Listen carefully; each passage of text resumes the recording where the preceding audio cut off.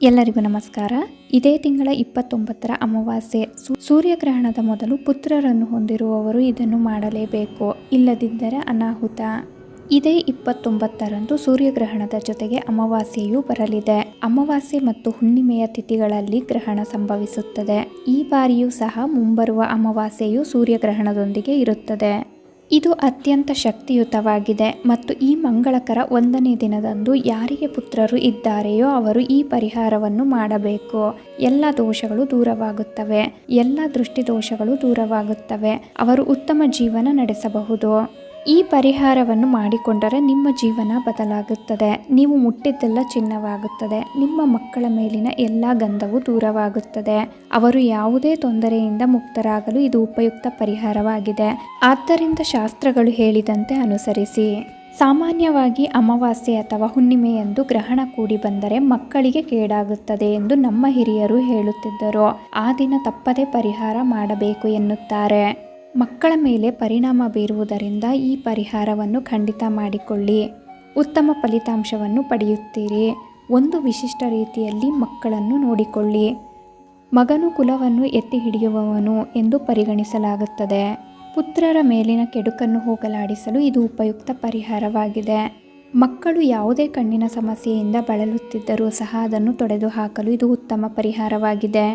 ಈ ಪರಿಹಾರವನ್ನು ಹೇಗೆ ಮಾಡಿಕೊಳ್ಳುವುದು, ಇದನ್ನು ಹೇಗೆ ಮಾಡುವುದು ಮತ್ತು ಅದು ಯಾವ ರೀತಿಯ ಉತ್ತಮ ಫಲಿತಾಂಶಗಳನ್ನು ತರುತ್ತದೆ. 2025ರ ಮಾರ್ಚ್ 29 ಫಾಲ್ಗುಣ ಅಮಾವಾಸ್ಯೆ ದಿನದಂದು ಸೂರ್ಯಗ್ರಹಣ ಬರಲಿದೆ. ಇದು ನಮ್ಮ ವರ್ಷದ ಮೊದಲ ಸೂರ್ಯಗ್ರಹಣವಾಗಿದೆ. ಗ್ರಹಣವು ಮಾರ್ಚ್ 29ರಂದು ಸಂಜೆ 6:20ಕ್ಕೆ ಪ್ರಾರಂಭವಾಗುತ್ತದೆ ಮತ್ತು 9:50ಕ್ಕೆ ಕೊನೆಗೊಳ್ಳುತ್ತದೆ. ರಾತ್ರಿಯ ಸಮಯದಲ್ಲಿ ಈ ಸೂರ್ಯಗ್ರಹಣ ಸಂಭವಿಸಲಿದೆ. ನಾವು ರಾತ್ರಿಯಲ್ಲಿ ಸೂರ್ಯನನ್ನು ನೋಡುವುದಿಲ್ಲ, ಹಾಗಾಗಿ ಈ ಸೂರ್ಯಗ್ರಹಣವು ನಮ್ಮ ಭಾರತದಲ್ಲಿ ಗೋಚರಿಸುವುದಿಲ್ಲ. ಆದ್ದರಿಂದ ಈ ಗ್ರಹಣಕ್ಕೆ ಯಾವುದೇ ನಿಯಮಗಳನ್ನು ಅನುಸರಿಸುವ ಅಗತ್ಯವಿಲ್ಲ. ಆದರೆ ಗ್ರಹಣದ ಪರಿಣಾಮವು ಖಚಿತವಾಗಿದೆ, ಅಂದರೆ ಸ್ನಾನ ಮಾಡುವ ಅಗತ್ಯವಿಲ್ಲ. ನಿಮ್ಮ ಮಕ್ಕಳು ಚೆನ್ನಾಗಿ ಬೆಳೆಯಬೇಕು, ಚೆನ್ನಾಗಿ ಓದಬೇಕು ಎಂದು ಬಯಸುವವರು, ಮಕ್ಕಳಿಗೆ ಯಾವುದೇ ಸಮಸ್ಯೆ ಬರಬಾರದು, ನಿಮ್ಮ ಮಕ್ಕಳು ಸಂಪಾದಿಸುತ್ತಿದ್ದರೆ, ಅವರಿಗೆ ದೃಷ್ಟಿ ದೋಷವಿದೆ ಎಂದು ಚಿಂತಿಸುತ್ತಿದ್ದರೆ ಅಂತಹವರು ಈ ಪರಿಹಾರವನ್ನು ಖಂಡಿತ ಮಾಡಬೇಕು. ಈ ಪರಿಹಾರ ಮಾಡುವುದರಿಂದ ಉತ್ತಮ ಫಲಿತಾಂಶವನ್ನು ಪಡೆಯಲಾಗುತ್ತದೆ. ಅಲ್ಲದೆ ಗ್ರಹಣದ ಪ್ರಭಾವ ನಿಮ್ಮ ಮಕ್ಕಳ ಮೇಲೆ ಬೀಳುವುದಿಲ್ಲ, ಯಾವುದೇ ಅನಿಷ್ಟ ಸಂಭವಿಸುವುದಿಲ್ಲ. ಈ ಗ್ರಹಣವು ಗಂಡು ಮಕ್ಕಳನ್ನು ಹೊಂದಿರುವವರ ಜೀವನದ ಮೇಲೆ ಹೆಚ್ಚಿನ ಪ್ರಭಾವ ಬೀರುತ್ತದೆ ಎಂದು ಶಾಸ್ತ್ರಗಳು ಹೇಳುತ್ತವೆ.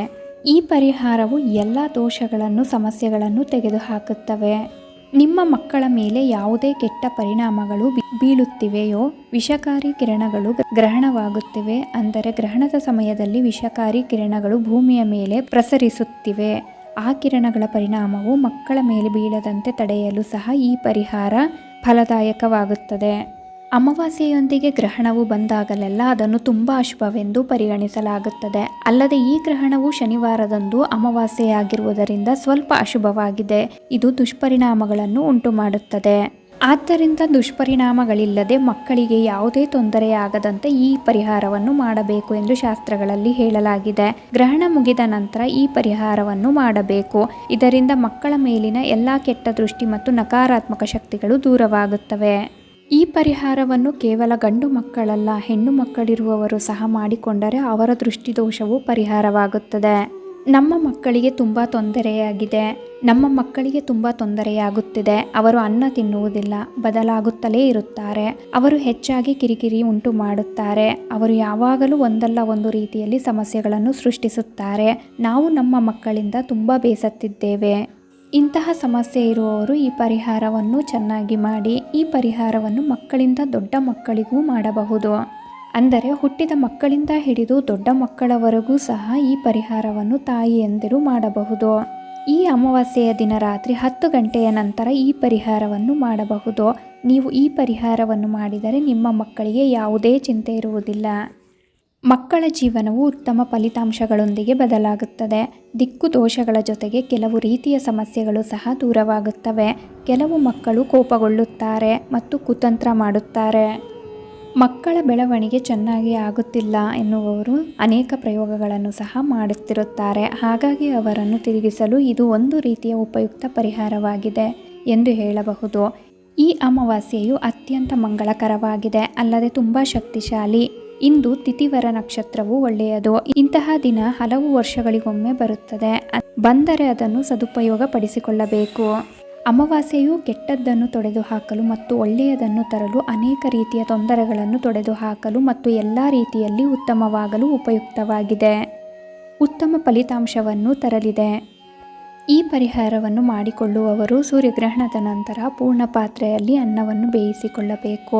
ಬೇಯಿಸಿದ ಅನ್ನದಿಂದ 3 ಮುದ್ದೆ ಅನ್ನವನ್ನು ತೆಗೆದುಕೊಳ್ಳಿ. ಈ ಪರಿಹಾರವನ್ನು ಅನ್ನದಿಂದಲೇ ಮಾಡಬೇಕು. ಇದೇ ರೀತಿ ಸಾಯಂಕಾಲ ಅನ್ನವನ್ನು ಬೇಯಿಸಿದ ನಂತರ ಅದರಲ್ಲಿ 3 ಮುದ್ದೆ ಅನ್ನವನ್ನು ತೆಗೆದುಕೊಳ್ಳಿ. ಅದರ ಜೊತೆಗೆ ಮೊಟ್ಟೆಯೂ ಬೇಕು. ಮೊಟ್ಟೆಯ ಪರಿಹಾರವನ್ನು ನಾವು ಹೆಚ್ಚಿಗೆ ಹೇಳುವಂತಿಲ್ಲ. ಮೊಟ್ಟೆಯಿಂದ ಮಾಡಿದ ಯಾವುದೇ ಪರಿಹಾರವು ಉತ್ತಮ ಫಲಿತಾಂಶವನ್ನು ನೀಡುತ್ತದೆ.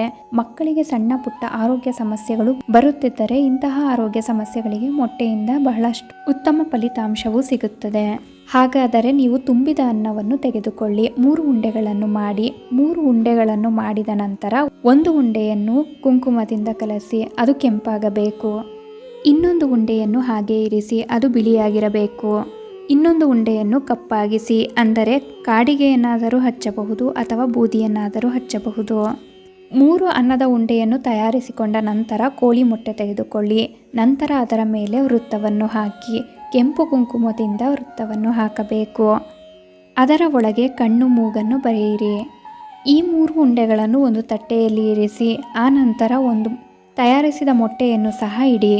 ಮಕ್ಕಳು ದೊಡ್ಡವರಾಗಲಿ ಚಿಕ್ಕವರಾಗಲಿ ಅವರ ಸುತ್ತ 7 ಬಾರಿ ಪ್ರದಕ್ಷಿಣಾಕಾರವಾಗಿ ಮತ್ತು ಅಪ್ರದಕ್ಷಿಣಾಕಾರವಾಗಿ 7 ಬಾರಿ ದೃಷ್ಟಿಯನ್ನು ತೆಗೆಯಿರಿ. ನಂತರ ಇವೆಲ್ಲವನ್ನು ಒಂದು ಕವರ್ನಲ್ಲಿ ಹಾಕಿ ಯಾರು ಓಡಾಡದ ಸ್ಥಳದಲ್ಲಿ ಮೊಟ್ಟೆಯನ್ನು ಒಡೆಯಿರಿ. ಅನ್ನವನ್ನು ಬೀಳಿಸಿ. ನೀವು ಅದನ್ನು ಹಿಂತಿರುಗಿ ನೋಡದೆ ಮನೆಗೆ ಬರಬೇಕು. ಕೈ ಕಾಲುಗಳನ್ನು ಚೆನ್ನಾಗಿ ತೊಳೆದುಕೊಂಡು ಒಳಗೆ ಬರಬೇಕು. ದೃಷ್ಟಿ ತೆಗೆಸಿಕೊಂಡ ಮಕ್ಕಳಿಗೂ ಸಹ ಕೈಕಾಲುಗಳನ್ನು ಚೆನ್ನಾಗಿ ತೊಳೆಸಿ. ಈ ಪರಿಹಾರ ಮಾಡಿಕೊಂಡ ನಂತರ ನೀವು ಅವರನ್ನು ಗಮನಿಸಿ. ಅವರ ಬೆಳವಣಿಗೆ ಹೇಗಿದೆ, ಅವರು ಎಷ್ಟು ಕ್ರಿಯಾಶೀಲರಾಗಿದ್ದಾರೆ ಎಂಬುದು ನಿಮಗೆ ತಿಳಿಯುತ್ತದೆ. ಆದ್ದರಿಂದ ಮಕ್ಕಳನ್ನು ಹೊಂದಿರುವ ಪ್ರತಿಯೊಬ್ಬರೂ ಈ ಪರಿಹಾರವನ್ನು ಅಭ್ಯಾಸ ಮಾಡಬೇಕು. ಇದು ತುಂಬ ಸಾಮಾನ್ಯವಾಗಿದೆ. ಉತ್ತಮ ಫಲಿತಾಂಶ ಕೊಡುವ ಪರಿಹಾರವಾಗಿದೆ. ಪೂರ್ವಜರು ಸಹ ಇದೇ ರೀತಿಯಲ್ಲಿ ದೃಷ್ಟಿ ತೆಗೆದು ಹಾಕುತ್ತಿದ್ದರು. ಇದು ಉತ್ತಮ ಫಲಿತಾಂಶವನ್ನು ನೀಡುವುದಕ್ಕೆ ಒಂದು ಸಾಕ್ಷಿಯಾಗಿದೆ. ಉತ್ತಮ ಫಲಿತಾಂಶಕ್ಕಾಗಿ ಮನೆಯ ಹಿರಿಯರು ಈ ದೃಷ್ಟಿಯನ್ನು ತೆಗೆಯಬೇಕು. ತಕ್ಷಣ ಪರಿಹಾರವನ್ನು ನೋಡಬಹುದು. ಮಕ್ಕಳ ಬಗ್ಗೆ ಇರುವ ಎಲ್ಲ ಚಿಂತೆಗಳು ದೂರವಾಗುತ್ತದೆ. ಈ ದಿನ ವರ್ಷದ ಮೊದಲ ಸೂರ್ಯಗ್ರಹಣವಾಗಿರುವುದರಿಂದ ಗರ್ಭಿಣಿಯರು ಅಪ್ಪಿತಪ್ಪಿಯೂ ಈ ಕೆಲಸ ಮಾಡಬೇಡಿ. ಸೂರ್ಯಗ್ರಹಣದ ಸಮಯದಲ್ಲಿ ಗರ್ಭಿಣಿಯರು ಅಡಿಗೆ ಮಾಡುವುದು ಮತ್ತು ತಿನ್ನುವುದನ್ನು ತಪ್ಪಿಸಬೇಕು. ಇದಲ್ಲದೆ ಈ ದಿನ ತರಕಾರಿಗಳು ಅಥವಾ ಯಾವುದೇ ವಸ್ತುವನ್ನು ಕತ್ತರಿಸಬಾರದು. ಹೀಗೆ ಮಾಡುವುದು ಅಶುಭವೆಂದು ಪರಿಗಣಿಸಲಾಗುತ್ತದೆ. ಸೂರ್ಯಗ್ರಹಣದ ಸಮಯದಲ್ಲಿ ಗರ್ಭಿಣಿಯರು ಹೊರಗೆ ಬರಬಾರದು. ಹಾಗೆ ಬರಿಗಣ್ಣಿನಿಂದ ಅದನ್ನು ನೋಡಬಾರದು. ಈ ರೀತಿ ಮಾಡಿದರೆ ತಾಯಿ ಮತ್ತು ಮಗು ಇಬ್ಬರಿಗೂ ಅನಾಹುತವಾಗುವ ಸಂಭವವಿರುತ್ತದೆ.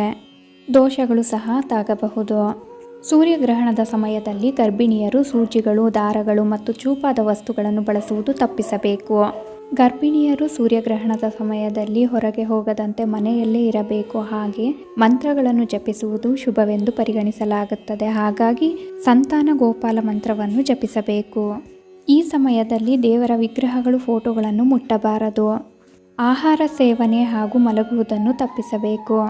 ಗ್ರಹಣದ ಸಮಯದಲ್ಲಿ ಇಷ್ಟ ದೇವತೆಯ ಮಂತ್ರವನ್ನು ಜಪಿಸುವುದರಿಂದ ನಿಮ್ಮ ಇಷ್ಟಾರ್ಥಗಳು ಸಿದ್ಧಿಸುತ್ತವೆ. ನೀವು ಯಾವ ಆಸೆಗಳನ್ನು ಇಟ್ಟುಕೊಂಡಿರುತ್ತೀರೋ ಅದು ಆದಷ್ಟು ಬೇಗ ಪೂರ್ತಿಯಾಗುತ್ತದೆ. ಗರ್ಭಿಣಿಯರು ಅಮಾವಾಸ್ಯೆಯಂದು ಹರಳುಪ್ಪಿನಿಂದ ದೃಷ್ಟಿಯನ್ನು ತೆಗೆಸಿಕೊಳ್ಳುವುದರಿಂದ ಯಾವ ಅಡ್ಡ ಪರಿಣಾಮಗಳು ನಿಮಗೆ ತಾಗುವುದಿಲ್ಲ.